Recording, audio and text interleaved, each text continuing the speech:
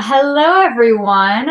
Sarah here from Mappy Hour, and I'm so excited to be back on Mappy Hour Live tonight. So quickly, for those of you who are new to Mappy Hour, we are a community of urban dwelling outdoor enthusiasts. We have chapters all across the country, and prior to COVID, in-person meetings monthly with our partner, the North Face, and since then, we have transitioned to this live format. And so I will say, if you have any ideas or would like to see something live, feel free to email us or comment and just let us know what you want to learn, who you want to hear from, and we'll try our best to make it happen. So a few rules before we get started. We do have chat open. Obviously, if you're on Facebook, it's just below the screen. And then if you're on mappyhour.org, you have to be signed in and you'll see the chat again below the video. You're welcome to put in questions, comments, whatever you want. Just be kind to one another as you would at an in-person event. We want these to be positive, safe spaces for everyone. So please keep that in mind. And I will also be keeping an eye on that. So yeah, if there's anything that doesn't seem positive, just flag it and tag me, Sarah Knapp. So now I'm so excited to introduce Diane Cardwell. I discovered her and her book from a Facebook group that I'm a part of.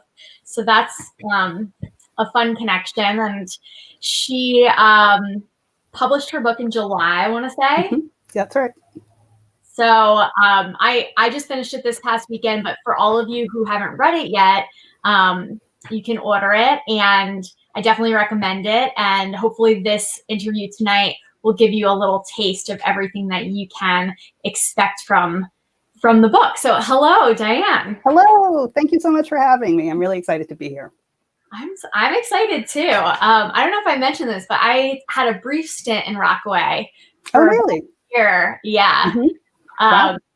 Yeah, so I'll start with my personal question, which is how do you deal with the winters? What are winters in Rockaway like for you?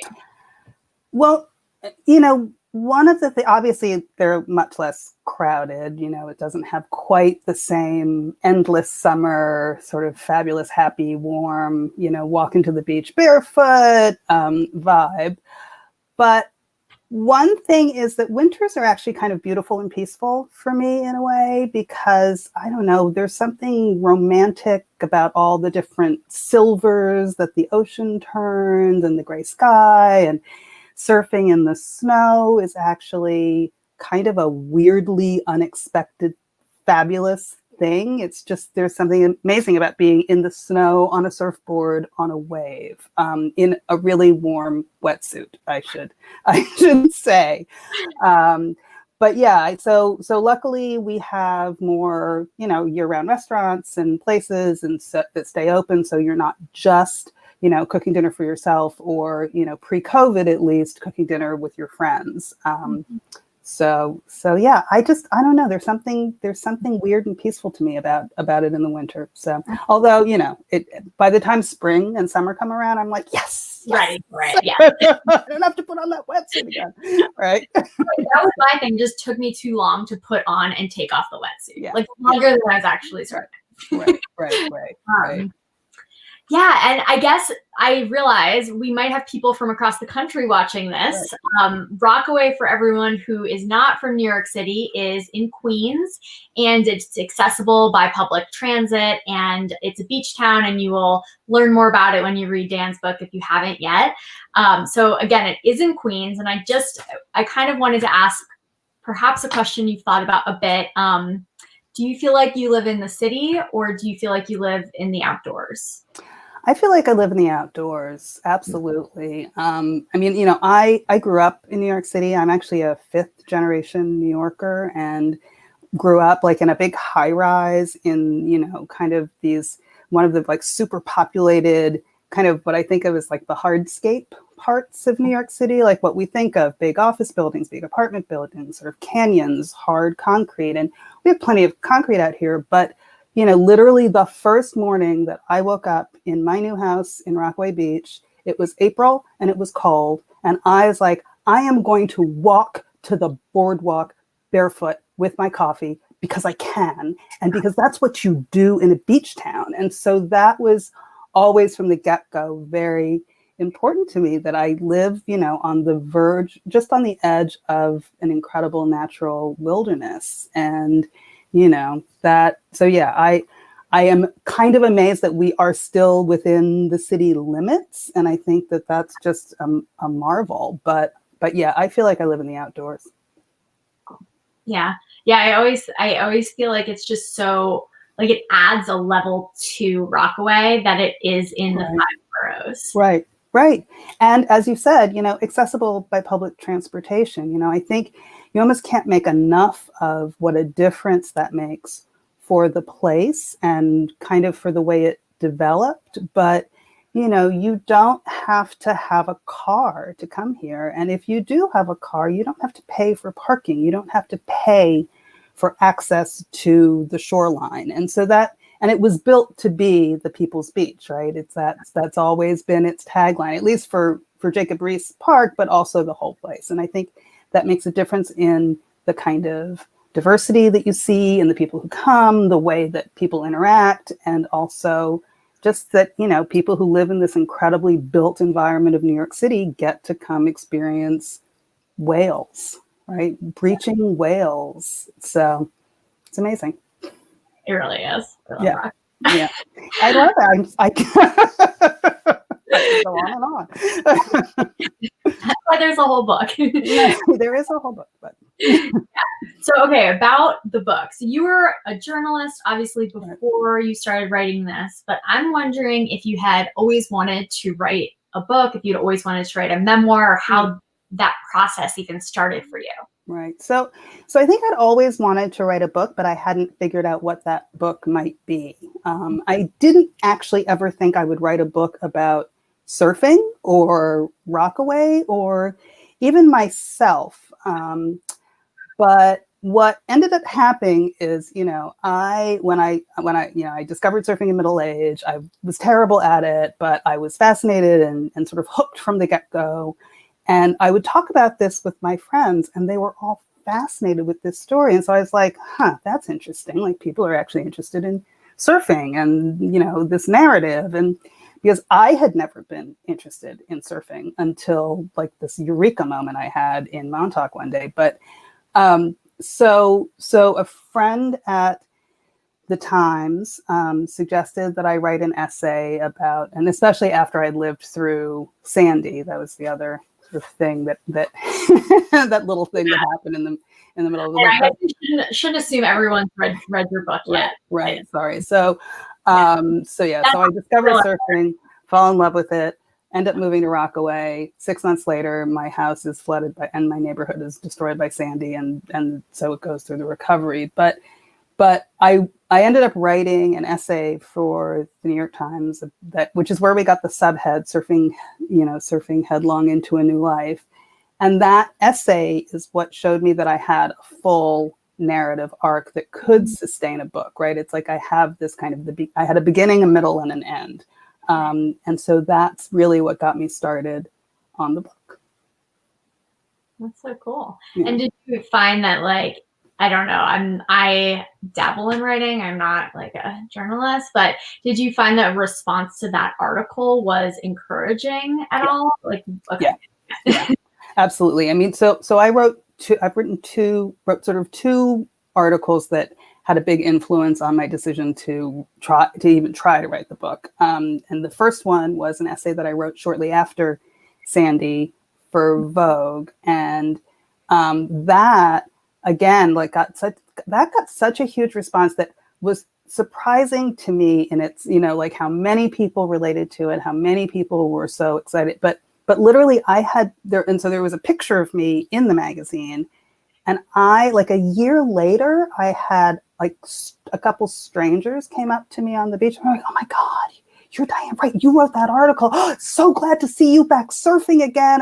And so I just had a sense that there was this kind of emotional response to, what is I mean, yes, it's about surfing and it's obviously about loving the outdoors, but it's also about finding happiness after a lot of, sort of misery, trauma, but finding it by pursuing something that you love, transforming your life in middle age. And I think that that's something like everybody wants to know that they can change their lives if they're not super happy with them. Yeah. So, I love that. Yeah. One thing that I thought was really interesting about your story and you is kind of how you set up your ambition and the fact that was so important to you and your family and really drove a lot of your decisions. Right. And that like moving to Rockaway and surfing was perhaps like a juxtaposition to that.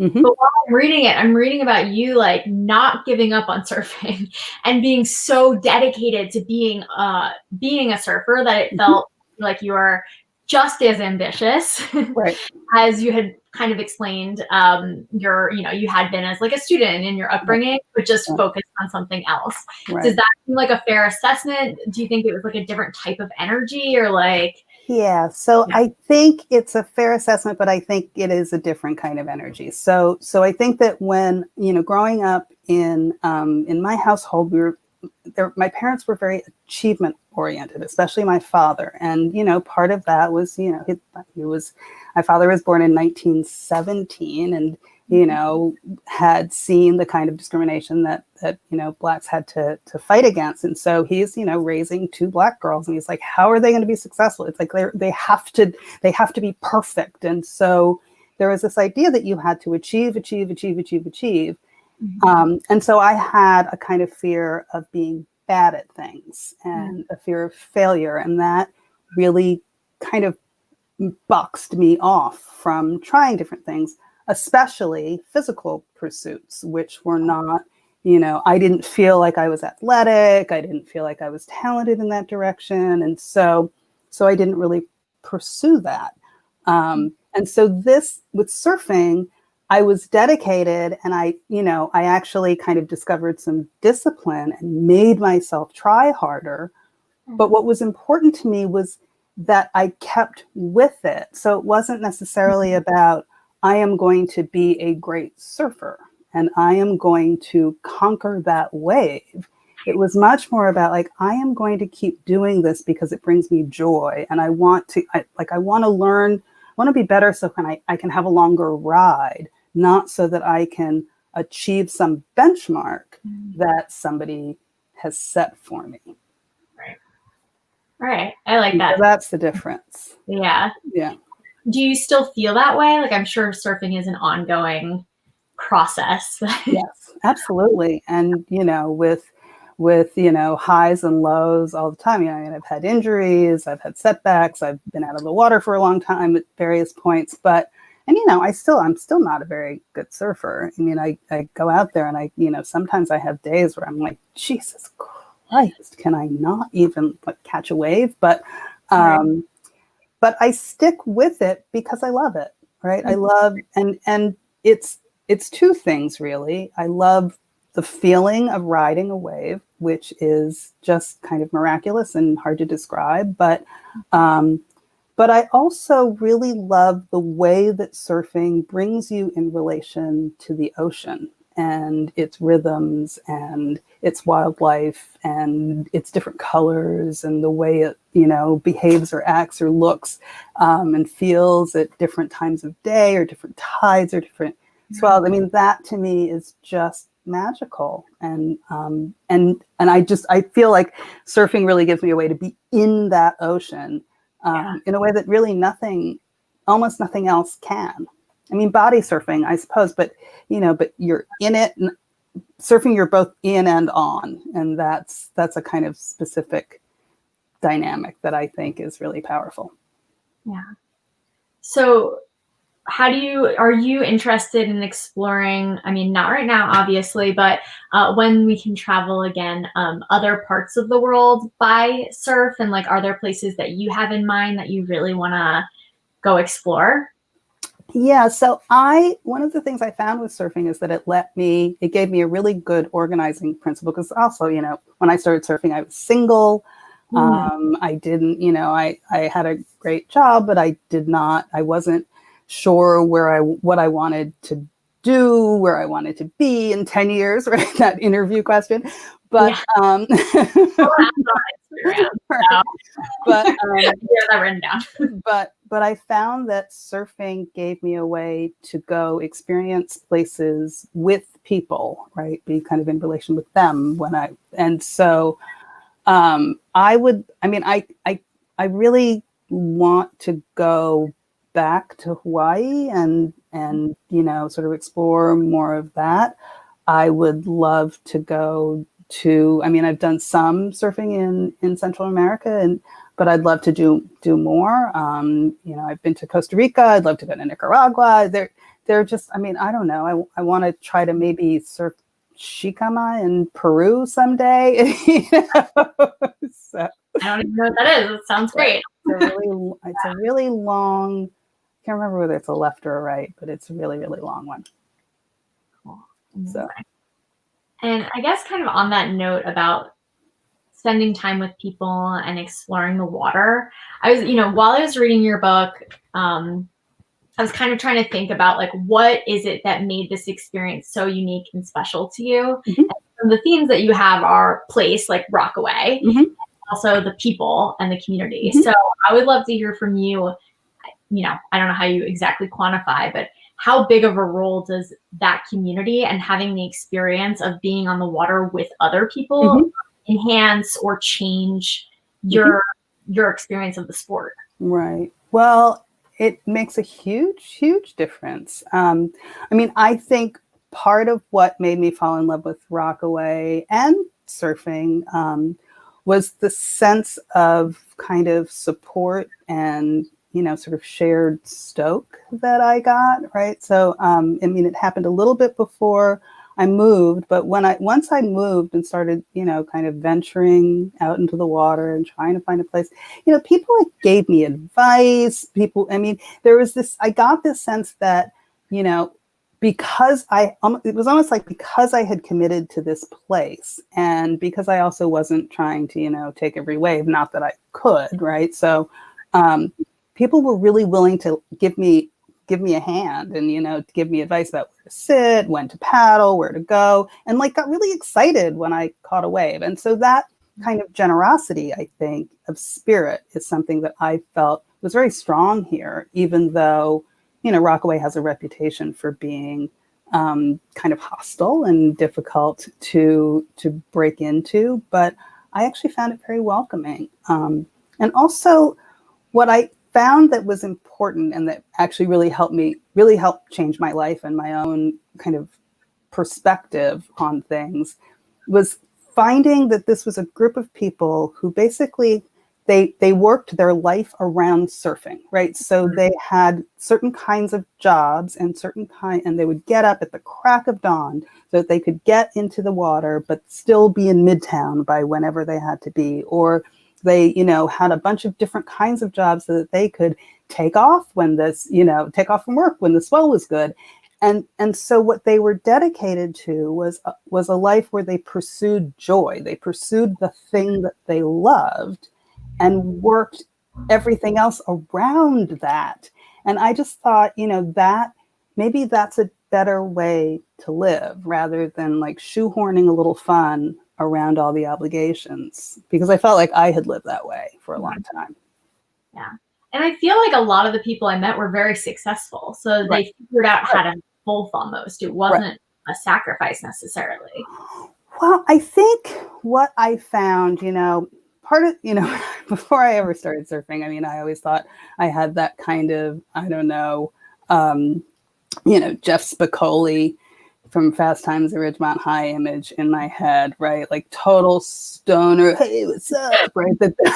That's what a surfer was. And what I found is that many of the surfers that I know, they're like among the most ambitious people in the world. It's just that the core ambition isn't necessarily to make money or have status or, or whatever. It's like, yes, they have careers, they have their passions, but they want their lives they want surfing to they want to maximize their ability to surf. And so it's not a kind of drop out and chase waves the whole time, right? It's about like, how do I actually have a creative, fulfilling career, but I pursue this thing that makes me happy all the time. Yeah, just beautiful. I mean, yeah, it's really special. All right, so this question's actually from Instagram. How did you deal emotionally with the things that scared you about changing your life up? Well, let's see. There's so many. I know that's like 3 chapters. No, there are so many answers to that question. So part of what I had to do, and I write about this kind of a lot in the book, is kind of sit quietly and kind of talk myself through things and try to summon up some patience and almost kindness for myself. Kind of like figure out, okay, where is that voice that's telling you, you can't do this, or, you're not good at this, or what have you. Where's that coming from? And what is that about? And so really breaking down, where these feelings were coming from, because the one thing that I knew is that I wanted to keep doing it. And so, I just had to kind of, I talked through it with myself, by myself, if that makes any sense. And also I was in therapy through some portion of this, because, it's like my father had died, my marriage had fallen apart, I tried to get pregnant on my own and couldn't, it's like I had a lot of loss and was just trying to figure out how I was going to be happy again, and was sort of stubbornly determined to be happy again. And so that I guess is the other answer, is just like keeping focused on, okay, do you want to be happy again, or do you not want to be happy again? Really, you got to figure this out. Totally. Okay, so here's another question from the audience. I really want to get into surfing, but never truly committed. What's the best way to really be able to get past beginner level? Commit and do it all the time. Right. So this is a thing that, the thing is, there's lots of stuff you can do to kind of prepare and make your body, more surf worthy and all, like, you can work out in certain ways. You can do a lot of burpees, which actually really help. But which, it's not fun, but the thing is, the best sort of training for surfing is surfing. And so the thing, I went through a period, which I also write about in the book, that where so I had done this thing, I'd moved to Rockaway, I'd had a surfboard, and I was getting in the water, like, I don't know, every couple days, maybe a few times a week. But I felt like I wasn't really advancing. And so I was complaining to a friend about it. And he said, well, what if you got in the water every day? And so I was like, well, I don't know. And then he said, well, what if you got in the water every day for a month? And we made it, he became my sort of accountability partner in this. He wanted to write, I wanted to surf. And so we had to report to each other each day. And so it ended up making me get in the water way more, and realizing that it wasn't a question, realizing that a simple shift, like, okay, my day is now organized around not if I'm going to get in the water, but when. And so when you do that, it means that every day that you're in that water, you're doing something to improve the practice, right? Whether, like, if the waves are too big for you, or you're not, like, go hang out in the white water and try something else. If it's flat, do paddling drills and practice sit spinning, like all those things and this is something that's true, I think, for any pursuit. It doesn't have to be surfing, but I think, like, if you want to progress in anything, you just got to keep at it. Yeah. And do you think, like you said before, you were going through all these different, like, tragedies and crises in your life, and surfing was this thing that you found to focus on and really commit to. Do you think that it being a sport or it being in nature was important? Or do you think you could have been like, okay, I'm going to be really good at X other thing, and like that commitment and focus was really where you were able to get into a groove? Like how important the ocean is, for example, to this? Well, for me, the ocean ended up being really important, right? So part of it is that it helped me kind of reconnect to this childhood sense of freedom that I had at the beach, which I had kind of lost. Right, like I grew up in the city, but we was able to go to Cape Cod for summers because we had relatives there, and my mom was a teacher, and so she would whisk me away to the beach for the summer, and that was like a place where I got to run around on my own. And so I had this very strong association with kind of the love and warmth and fun of my mother, but also the freedom to do things and be on my own. And so that ended up being very emotionally powerful for me specifically. But I do think that, and I think that like something that involves nature and the outdoors really is special in its own way, right? It's like you're part of a bigger organism. You connect with that. You connect with, like, I don't know, sort of our sense of our place in the cosmos, and you know, you are in relation with other creatures. I think all of that is very nurturing in a very specific way. But you know, it's like, if I had, I mean, for someone else, it might just be holing up in a studio and painting, right? Or making pots. I don't, you know, it like whatever your thing is, that's your thing, and it can, I don't know, a lot of things can help you find salvation, but.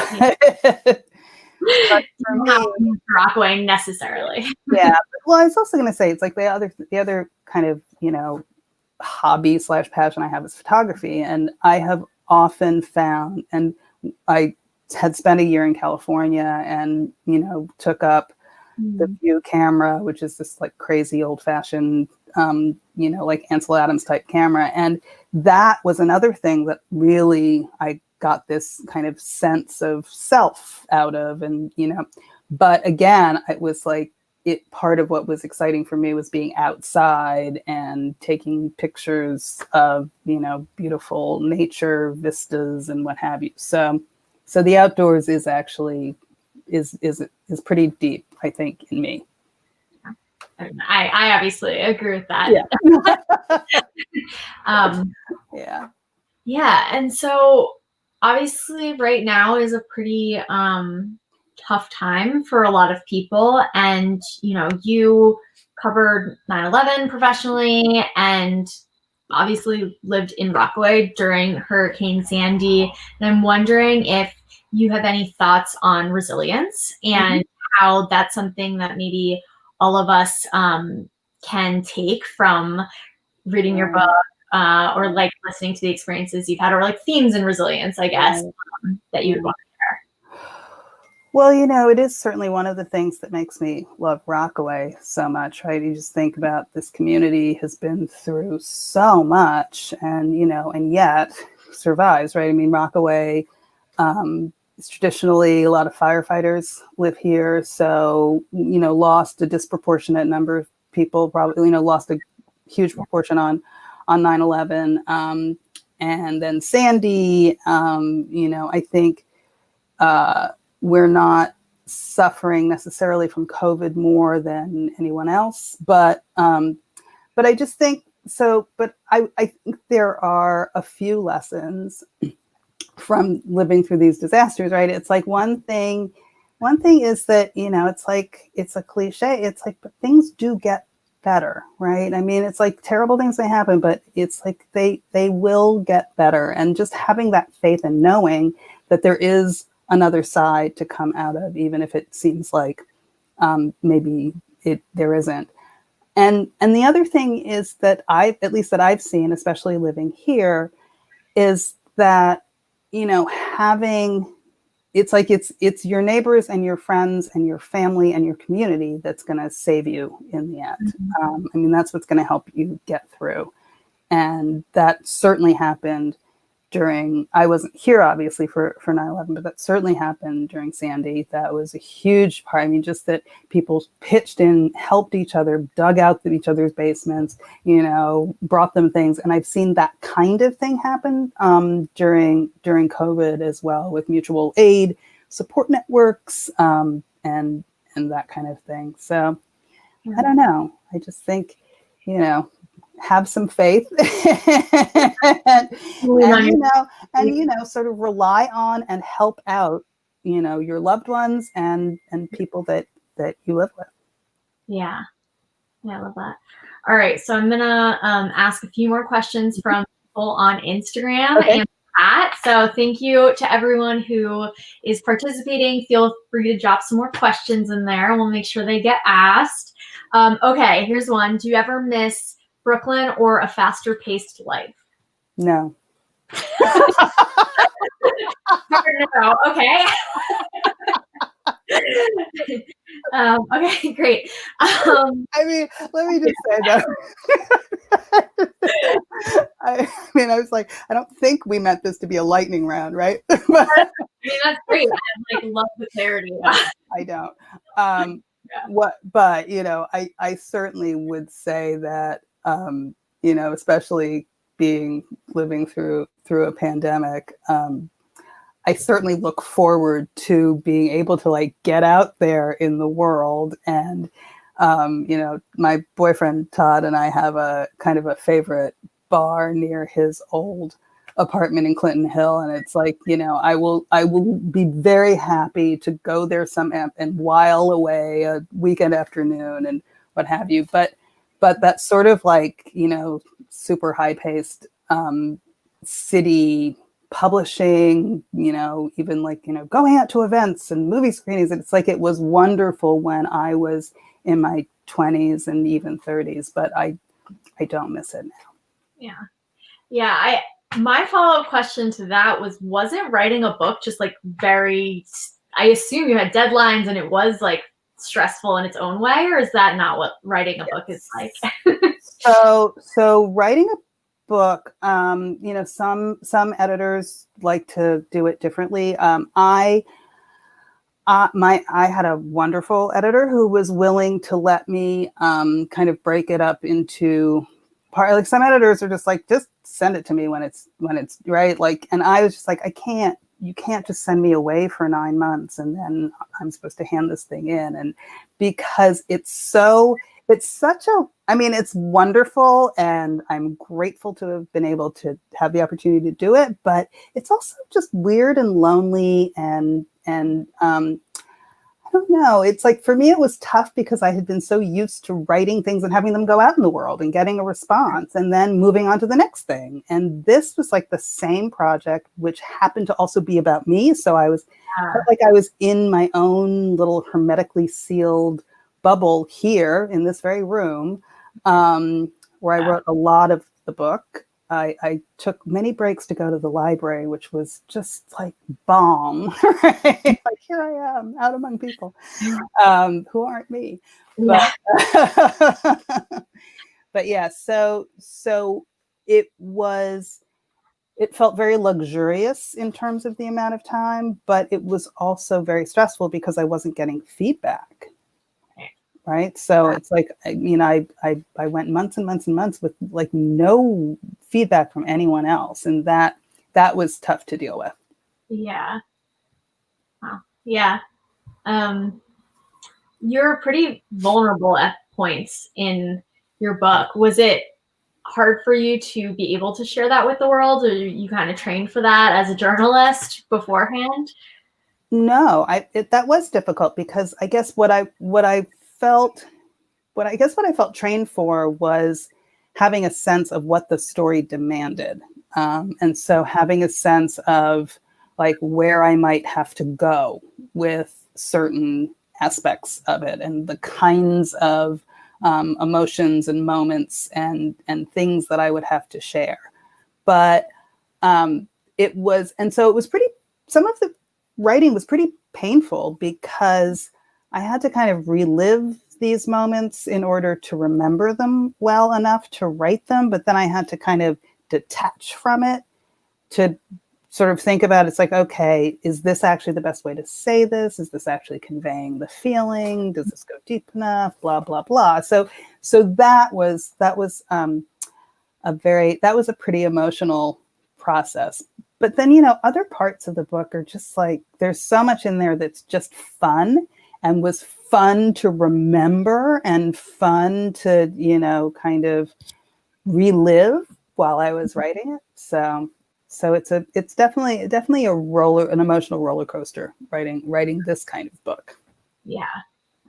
One of the fun parts, it's earlier in the book, but you describe how to surf as if it's yoga. Like first you do I highlighted it. I should pull it up, but I love that. I was like, yes, exactly. Yeah, it was like, how do I make this make sense in my brain? Because it's completely new. Right.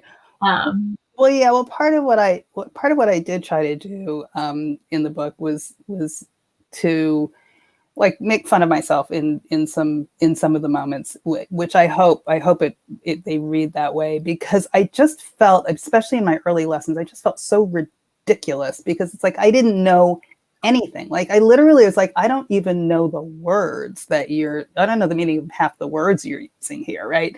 So and I felt like I was kind of bumbling my way through everything, and so I kind of wanted to portray myself that way. I feel like surfing has a very steep learning curve.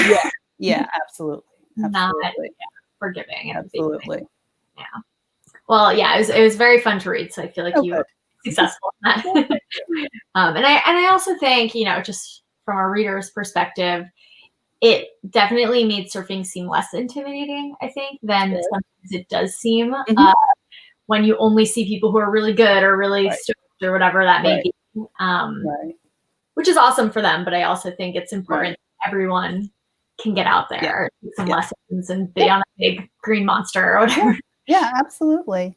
That was definitely something that that was something that sort of motivated me to write the book, because I thought, there are lots of these kinds of memoirs of, self-transformation or self-actualization or whatever. And it's like, I was miserable being an investment banker, and then I discovered I was wonderful, whatever, and became a chef and opened a restaurant. Or it's like something like, whatever those stories are. And those are all valid and lovely.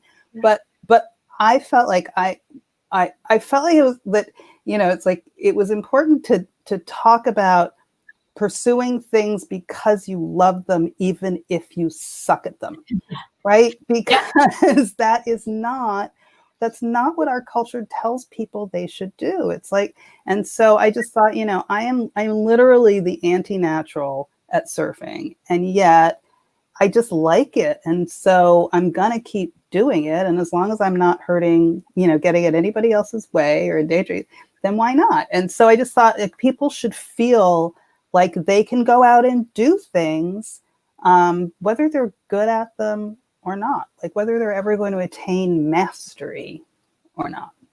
Right. Yeah. So. And that your story of doing that is entertaining and fun and beautiful as well, right? I think that's an important part of it, too, that not just professionals get to share their stories. Right. Professional writer. I mean, professional writers. Yeah. Right. Yeah.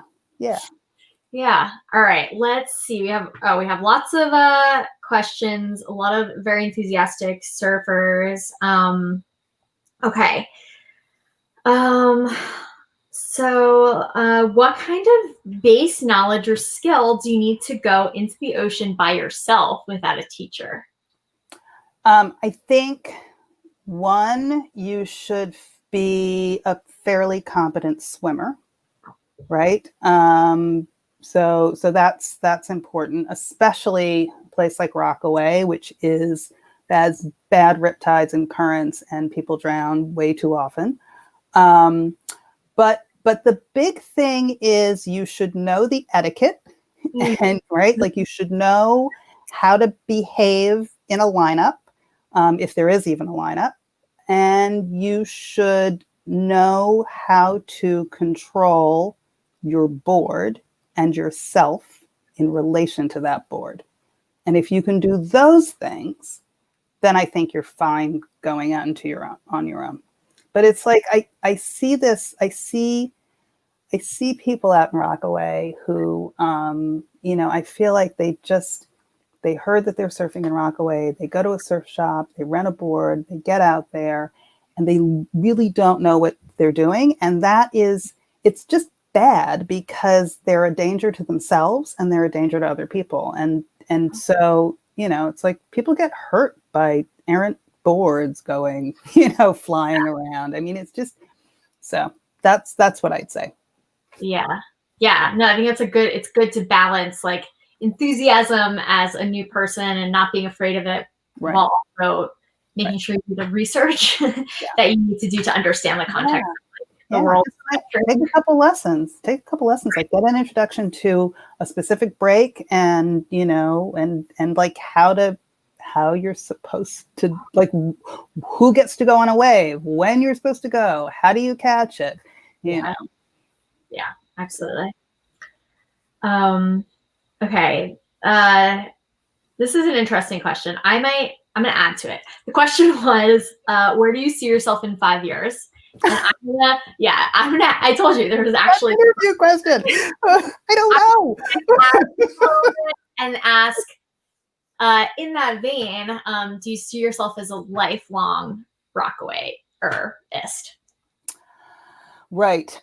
So I have a hard time seeing myself not having a Rockaway connection. So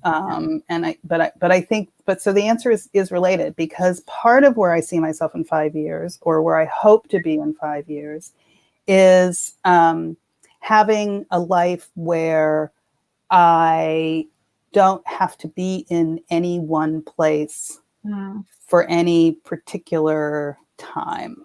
So that, because it's like I have this, I as much as I do love it here in the winter, February is tough, right? By February, we're just like, I'm tired of putting on the heavy wetsuit. I'm tired of, trying to drag my arms through the water. Right. And so during like the 3 hours of daylight you have. So, a life where, so it's like I aspire to a kind of lifestyle where I could, Todd and I could go somewhere tropical or California or something for 3 months of the year, and then the rest of the time here. So that's where I hope to be within the next 5 years. I like that. Yeah. I always had this dream of like summers in Rockaway and then winters on a mountain somewhere skiing. Ooh, skiing. Well, that's the other, right. Yeah, skiing. I love New York. I love the ocean. Like skiing is not so easy in New York City. Right. No, but you can ski not far from here. Yeah, it's true. Yeah. Okay, so another question that we have is, all right. So you kind of answered this. Do you surf in Rockaway all year round? I do. Okay. I do. There we go. February is tough though, man. February. Okay, great. Cool. I think we got all those questions. I just want to make sure I don't miss anyone. Okay, cool. And then I have a question about writing. Back to that. We're jumping around a little bit here, but I thought it was interesting that the first part of the book was about Montauk. And I guess at least in my head, there's like this line between Rockaway and Montauk and like the vibe and how people see themselves as surfers or how they see the community. Did you feel that at all? Did you feel a shift once you moved to Rockaway that like it was any different as a surfer? Or do you kind of see it as like one big community of like New York surfers that you're part of?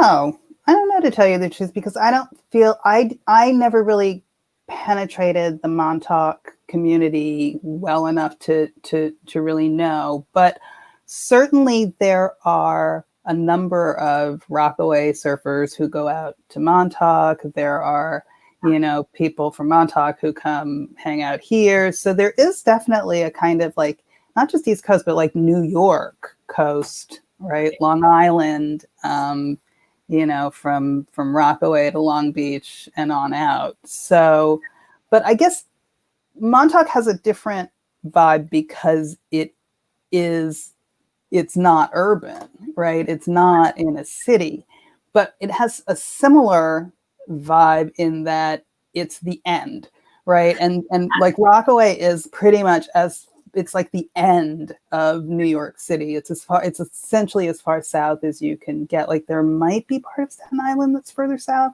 maybe, but it just feels like there's very much like this is the edge of the city before you get to the wilderness. And Montauk has a similar situation, right? Because it's at the very, very tip of Long Island. And it just feels like there's nothing but the wilds of the Atlantic beyond it. And, it takes a long time to get there. It takes a long time to get here from anywhere. So it has that similar kind of like, hey, it's just us out here. We're on the edge of something wild.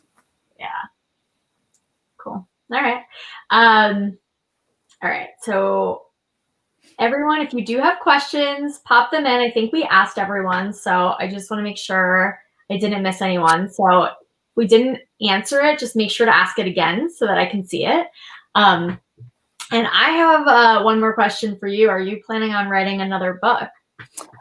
I am hoping to write another book. I don't have a worked out idea yet. I have a couple of notions that I'm not quite ready to share. It's funny, before I wrote this book, I had started like noodling around with a novel, and I wrote like 70, 80 pages or so. So that was just, I'd never thought of myself as someone who might write fiction. I'd never written any fiction, but I just like literally woke up one morning with like a character and a situation, and I started writing, and then suddenly I had a whole story in my head. So I might go back to that. I might not, but I would love to find another nonfiction book to write that is not about me.